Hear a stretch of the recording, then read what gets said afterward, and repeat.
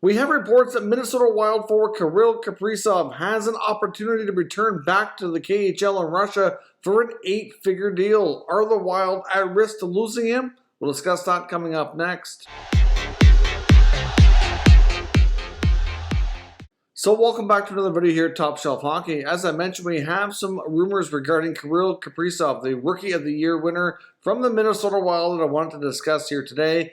There's some real concern now that the Wild might actually be in a pretty tough predicament here and could actually be at risk to lose Kaprizov back to the KHL. Now, of course, we've heard reports about this earlier before that there was an opportunity for him to go back and play, which is not surprising. We've also seen reports that even from a fellow Russian like Ilya Sorokin saying that the Russian factor, the threat, I guess you could say, to go back and play in the KHL isn't really something that was all that serious, and that he didn't feel that most teams or agents and GMs would really kind of use that a whole lot to their advantage. But this is a different situation. We have reports now, and I'll show you here what was posted on Twitter from NHL insider Frank Saravalli, indicating that it looks like there's an 8-figure deal on the table for a 1-year offer for Kaprizov to return back in the KHL. Now, an 8-figure deal, you realize in $1 million or 6 zeros, so $1 million is a 7-figure deal. We're talking $10 million bucks. Now, the amount of money that they normally pay over there, that they would, this is really a significant offer. This is way more money than most of the players over there make.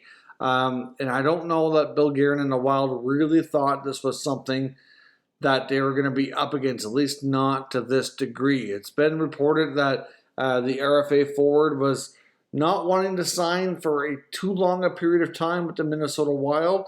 The Wild were pushing for a 7 or 8 year deal, and I can understand why. I mean, obviously he's a terrific player, showed a tremendous amount of skill last year. He could be a huge part of this team's future. He single-handedly helped turn this franchise around, and they don't want to lose him, so they want to lock him up long-term. So there's that factor. But of course, they figure he's going to continue to get better, and they're probably concerned what they're going to end up paying him if they have to do this again in a couple of years' time, which is a legitimate concern, and they don't want to walk him right to free agency either. So it's a tough call here on how do you balance all this out. Now, for the most part, we've seen reports too saying that there's, talks are kind of cold or kind of at a stalemate, that the Wild want a long-term deal. He does not, and that there's not really any progress being made.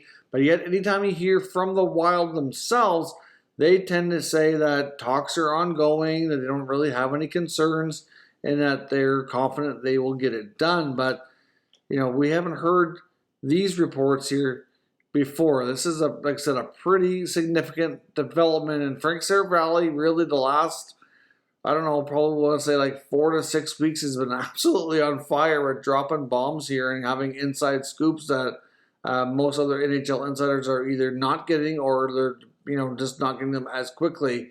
He's been on an absolute tear when it comes to getting these inside information here lately. So you have to think he's got some legitimate sources providing this information on Kaprizov. Now, the Wild are also in a tough predicament here with Kevin Fiala. I mean, Fiala's filed for, or actually the team filed for arbitration. They're miles apart on a contract.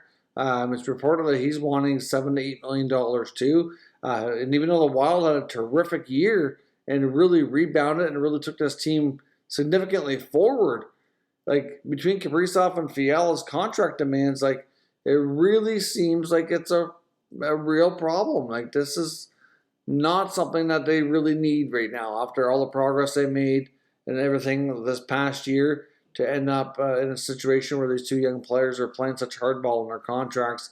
It's just not going to work out.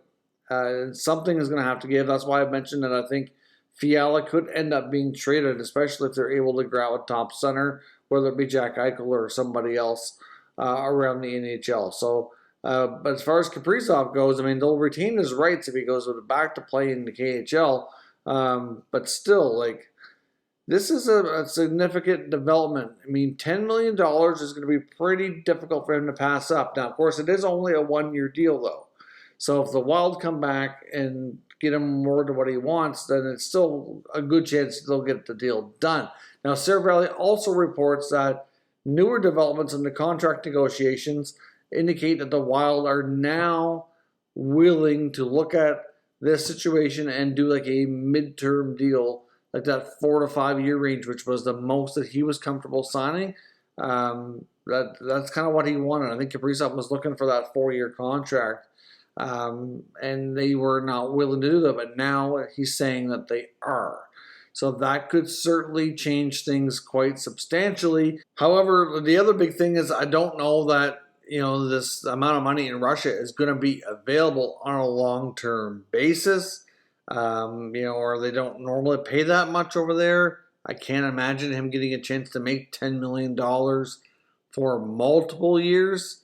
And if that were the case, that would be pretty difficult for the Wild and any NHL team to really compete with. So from that perspective, I have to say that it would be almost a done deal that he would go back. But obviously, if the Wild can get him that 4-year deal that he's looking for, which I believe to be like anywhere from like $8, $9, $10 million, he's looking for a ton of money, which is risky here for Minnesota after one season to fork over that much cash here. So we're going to have to see how Guerin and the Wild handle this. But this is a real significant problem to overcome that kind of money. So we'll have to see. And so there's also the Fiala situation.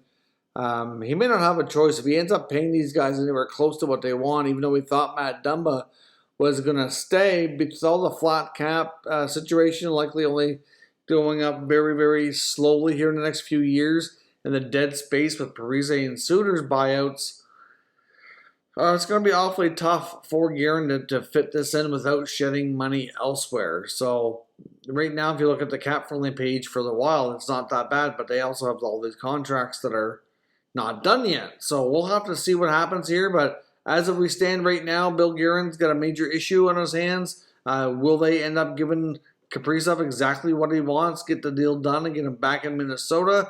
And even then, are they still at risk to lose him?